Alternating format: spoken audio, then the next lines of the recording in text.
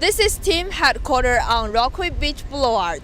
They provide food, water, and supplies like gloves, eye protection glasses to veteran volunteers. The most difficult thing out here is people don't want to leave. This is where they're from. This is home to them. It's one thing to watch it on television, and it's another thing to see it firsthand. Reminded me a lot like Katrina. Here it's sand, there it was mud, but destruction nonetheless. A lot of people needing help, needing food, water.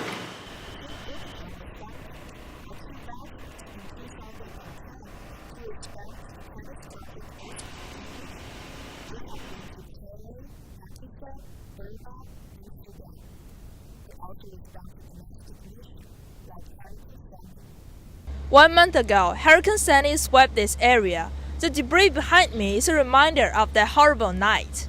Flooding, explosion, burning. Right now, residents in Rockaway are still struggling to get their houses fixed. Because the Team Rubicon guys came in and took out all the paneling that was down here, this old sort of 1950s paneling that was... That's what happens is that a lot of people work on these houses who no electricity, or no plumbing. I mean, the night of the hurricane, we were here, so we could see the flames and we could see it going that way. It's terrible. It was like 16, 18 houses gone.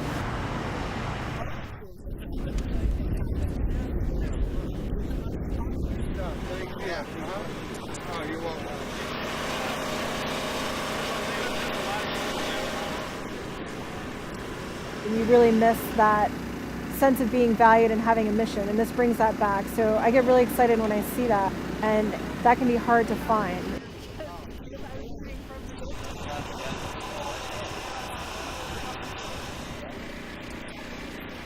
I missed being around people who had that selfless capacity.